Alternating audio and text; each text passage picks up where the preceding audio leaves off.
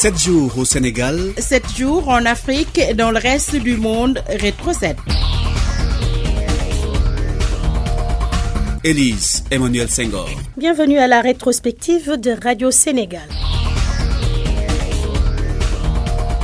Dans ce numéro, nous irons à Hann. La remontée de la nappe a causé d'énormes dommages aux habitants. Le gouverneur de Dakar était sur les lieux. Avec l'intensité des pluies, les inondations et autres, donc la nappe affleure. En affleurant, la nappe fait émerger des hydrocarbures enfouis, qui seraient le fruit d'échappées sur les pipes de la SAR.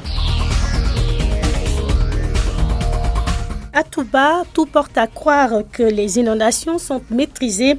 Avec notre correspondant Abdoulaye Ban, nous visiterons quelques installations.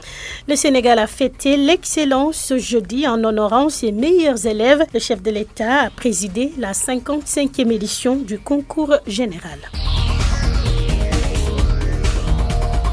Rétro 7. Fête de l'excellence ce jeudi au Grand Théâtre de Dakar. Le chef de l'État qui a présidé la cérémonie de remise des prix aux lauréates et lauréats du concours général 2022, occasion saisie par le président de la République pour fustiger les saccages d'infrastructures scolaires et les violences d'élèves sur des enseignants. Macky Sall s'est ensuite interrogé sur la pertinence des contenus pédagogiques de notre système éducatif. Le chef de l'État Macky Sall que nous vous proposons d'écouter. S'agissant de la réforme de notre système éducatif, elle pose, à mon sens, une double problématique. Le contenu des enseignements et la façon d'enseigner. Je pense que certains spécialistes appellent cela la pédagogie inversée. Les interrogations ne manquent pas. Pourquoi les filières scientifiques et techniques sont désertées? Pourquoi, après 7 ans de cursus, la majorité écrasante des apprenants ne parvient pas à parler anglais, alors que c'est la langue de communication par excellence à l'international? Quel est le degré de pertinence des contenus pédagogiques en instruction civique, en philosophie et en histoire et géographie? Ces questions ne sont pas exhaustives. Elles méritent réflexion et réponse. Le curriculum scolaire doit davantage aider nos élèves à vivre leur temps, affronter les réalités d'un monde en mutation continue, en restant ancrés dans nos valeurs de culture et de civilisation et ouvert aux apports positifs de l'extérieur.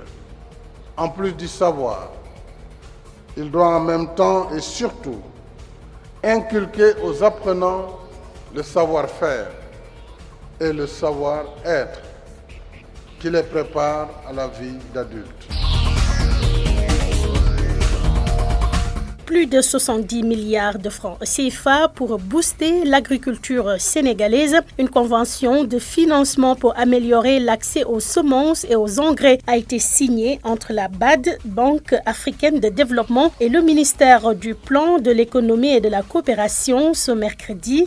Une initiative qui permettra de faciliter l'autosuffisance alimentaire. Amadou Hott, ministre de l'économie, du Plan et de la coopération, est au micro de Papayor Touré. Je voudrais me réjouir de la signature de la convention de financement relatif au programme de production alimentaire d'urgence pour un montant sous forme de prêt concessionnel de 120,9 millions d'euros, soit 79,3 milliards de francs CFA. Ce programme de production alimentaire d'urgence vise à atténuer les chocs exogènes sur le plan financier, sur le plan économique, sur le plan social et à juguler la tendance haussière des productions céréalières observées ces dernières années, notamment en concentrant les efforts sur la mise à disposition de principaux intrants aux producteurs, notamment les semences et les engrais en particulier. Le but du programme est de renforcer la souveraineté alimentaire du pays par la réduction de la dépendance à l'importation des céréales de base et des produits horticoles à vocation vivrière. Son objectif spécifique est de contribuer à la diminution dans le court et moyen terme de la dépendance du Sénégal aux importations alimentaires à travers l'augmentation de la production et de la productivité des céréales de base, notamment le riz, le maïs et le mil,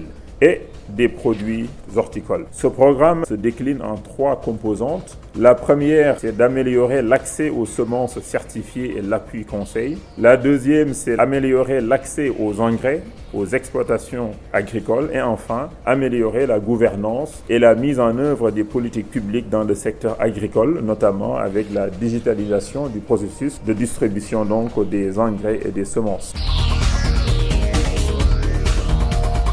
Une échappée d'hydrocarbures a été constatée dans les maisons situées à Anne, une situation pour le moment inexpliquée mais qui serait due à une remontée de la nappe après les fortes pluies tombées sur la capitale vendredi dernier. Sur les lieux pour constater le phénomène, le gouverneur de Dakar a ordonné l'évacuation des maisons par précaution. Al-Hassan Sall. Nous avons retenu de les déplacer momentanément au niveau du CM de Anne, juste à côté de ces habitations, de les prendre en charge avec l'appui de la SAR, mais également de quelques services de l'État. Le médecin-chef du district a été saisi pour assurer un suivi médical des personnes concernées par ce sinistre. L'explication, en tout cas, qui semble prédominer, c'est que c'est une remontée de la nappe avec l'intensité des pluies, les inondations et autres. Donc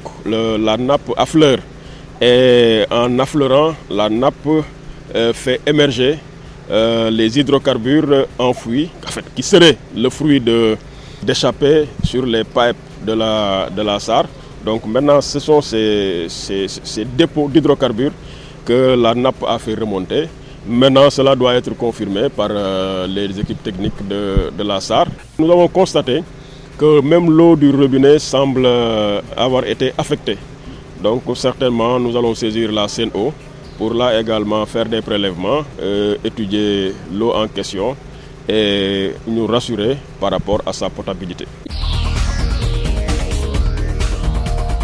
Les inondations, bientôt un mauvais souvenir à Touba. Dans le cadre d'un programme d'urgence, des mesures conservatoires pour faire face à l'hivernage de cette année, un important dispositif de pompage est mis en place. Entre autres, des pompes de grand débit et des forages freinent la montée de la nappe phréatique. L'État a mobilisé 23 milliards de francs CFA pour lutter contre les inondations dans la cité mouride. Abdoulaye Ban a visité quelques installations. Voici son reportage. Actuellement, nous sommes à Nguélemou, qui est connu sous le nom de PK9. Nguélemou, le point bas le plus sensible de Touba. Ici, un important dispositif de pompage est mis en place. Une conduite DN400 et une pompe de 1000 m3.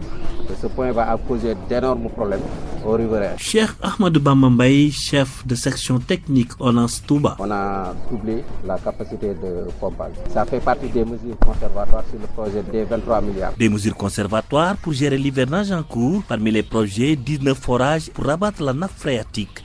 Nous en avons visité un à Soura. Ce boutiquier apprécie. Quelques minutes de route, nous voilà à la principale station de pompage.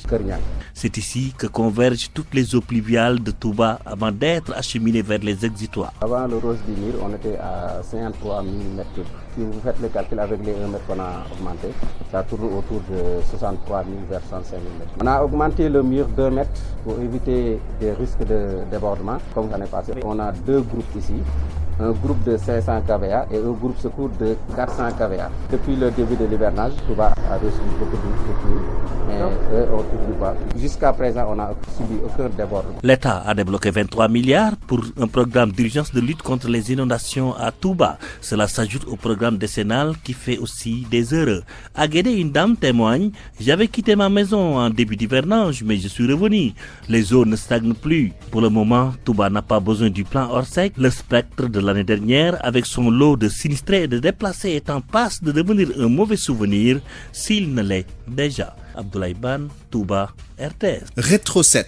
Et puis en plus bref, fin jeudi dernier du mouvement d'humeur des détenus de la maison d'arrêt et de correction de Kaffrine. Ces derniers sont revenus à de meilleurs sentiments suite à des discussions avec les autorités pénitentiaires. Ces prisonniers de la MAC de Kaffrine entamaient une grève de la faim ce jeudi pour dénoncer entre autres leur non-remise de peine et la mauvaise qualité de l'alimentation. Et pour terminer, 127 kg de chanvre indien saisis par la brigade régionale des stupéfiants de Sédhiou. Les deux convoyeurs qui transportaient la drogue à bord de leur moto sont en fuite et sont activement recherchés.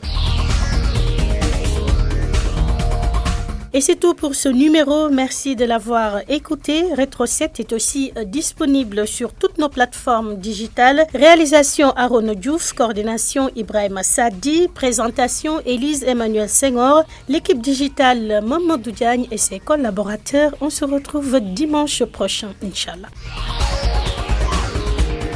Rétro 7, l'essentiel de l'actualité de la semaine avec la rédaction de Radio Sénégal.